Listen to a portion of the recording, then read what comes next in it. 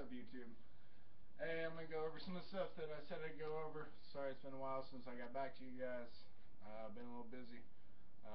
Still got the on my own time look. But anyways, so with the vest, I have gone against the shoulder design I was talking about earlier. Come to find out, it was pretty uncomfortable. So I went ahead and went against that. Vest I've kept pretty much the same.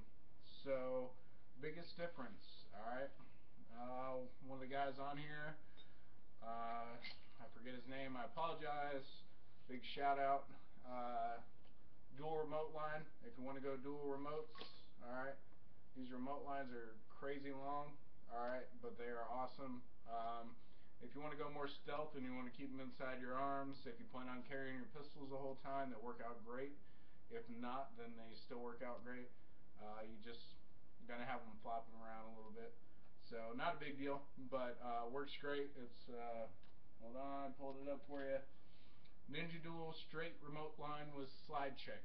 And if you want to Google that, it'll pop right up. Don't remember how much it is. Not very expensive. I mean, it's a one-time investment, so it's worth it. But works out great. I mean, obviously, slide check. I could show you, but everybody that's played with a, I guess, paintball gun long enough knows what a slide check is. So anyways, that's that. And with that, one of my other guys posted that didn't know if you wanted to run two smaller tanks on each side or if you wanted to run one big main tank. If you want to do like I did, where you have one main pistol and you don't want to necessarily run two, then the best thing you can do is probably run one small one. Obviously, if you have the same vest, I could show you. If not, then whatever vest you have, set it up on your firing side and set up your, remote line from there. If not, then I've got a big tank. This one's a 92 CI, large pouch. You can go with whatever brand you want, and y'all know which one I like. So you would actually hook it onto the back of the vest, and it covers my secondary, but it doesn't impede my secondary by any means. Set it up there.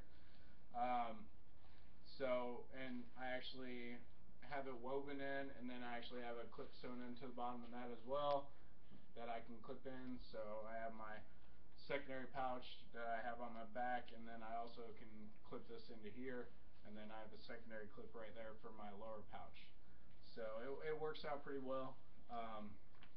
If not, if you want to run a single, depending on how many I guess mags you want to run, then a 48 CI will work pretty well to get you through all these.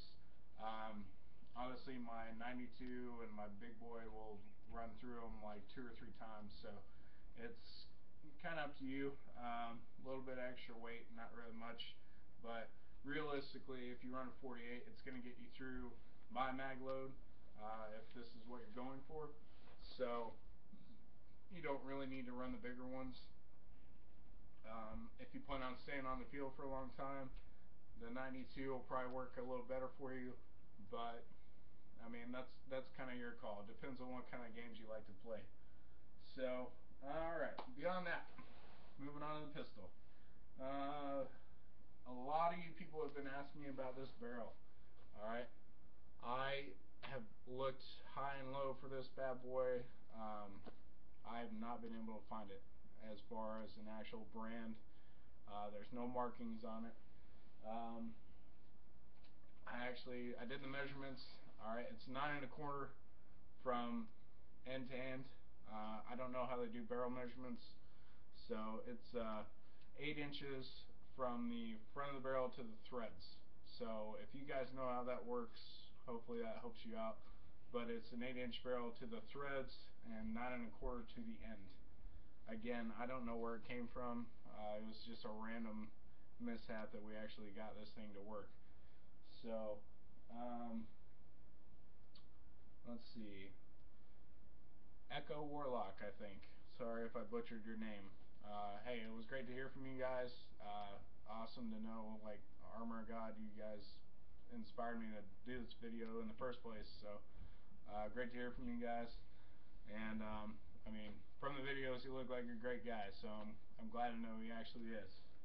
So let's see. Uh, um, one of the guys, Rai, I think. You asked me about. Well, you told me you were planning on getting a Lapco. Alright, I apologize if you are invested. Alright, and this is the Lapco barrel I'm pretty sure you plan on buying. The tip actually screws off, and you can put an Apex tip on there, or Apex adapter on there. This one was not long enough for me. This one, though, is only, I think, 8 inches from front to back, so I don't know if it's the same one you were looking at getting or if it was a little longer one.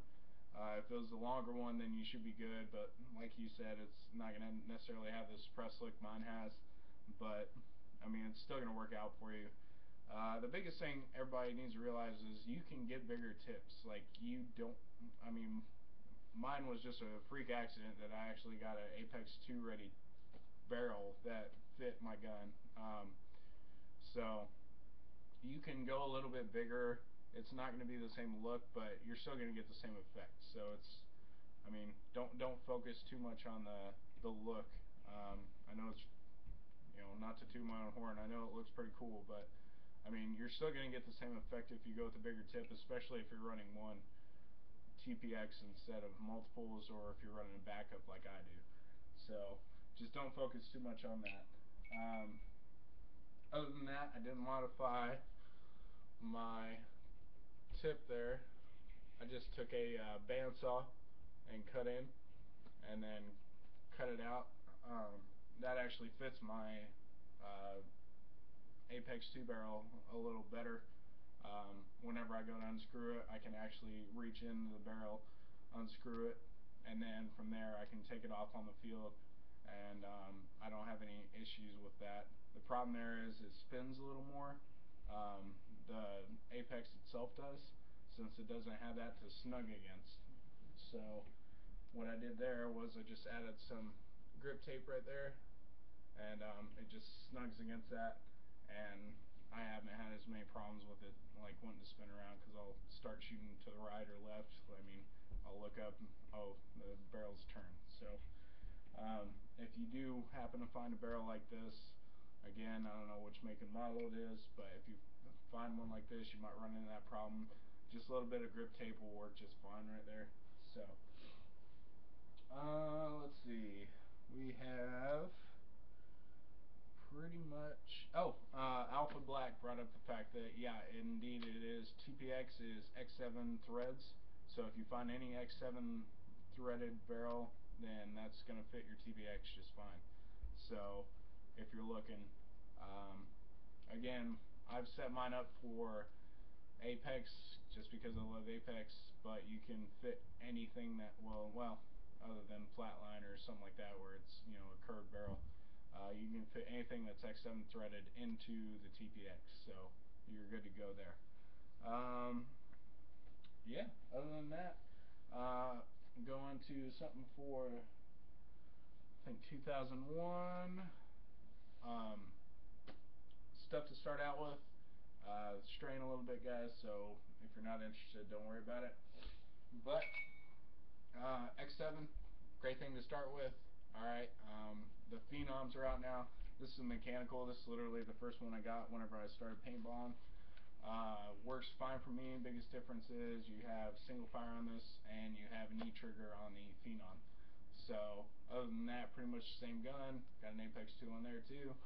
Works great for me. I had all kinds of fun stuff on here before. Stripped it all off because it's just extra weight. Once you get over, you know, wanting to look cool, yeah, it's all it is. So once I stripped it down, it's actually pretty mobile for me. Yeah. Alright, and again, if you guys want to break off on a different subject, feel free. I want to go into my buddy here and go into airsoft, so by all means, break off. Airsoft for me, I started off got myself a sniper rifle, works great for me. Green gas. Some people like electronic, some people like single shot for whatever reason. Green gas for me I just like because you can have multiple loads. So this one works great. Got a cartridge, you load the green gas in here, and then once you do that you load it up, and once you load it up, good to go. It's about 300 bucks, so it's not cheap. You can go with some of the spring operated ones. They're a little cheaper. I know you gave me some prices earlier. Pistol wise, I know you talked about pistol, but if you want to go for fun, we used to have airsoft wars in our barracks, and this literally is a Desert Eagle. Gas goes in here, and then you load it up. I think it holds like 20 or 30 pellets. Yeah, it's blowback operated with the green gas. So, but anyways, if you want to get started, there's a lot of different guns you can get started in. A lot of the guys that I've played with, airsoft wise, have been running more electronic. So I don't know. I'm a big green gas fan. So the spring operated shit or stuff, excuse me. You know, it's kind of nice, but it's consistent, and you know it's not really going to fail. I've never had any issues with my green gas, but you got to make sure you clean it, lubricate it, all that stuff. So yeah, I mean, there's all kinds of stuff you can do airsoft wise, and like you said, I mean, there's cheaters in both sides, but hey, whatever.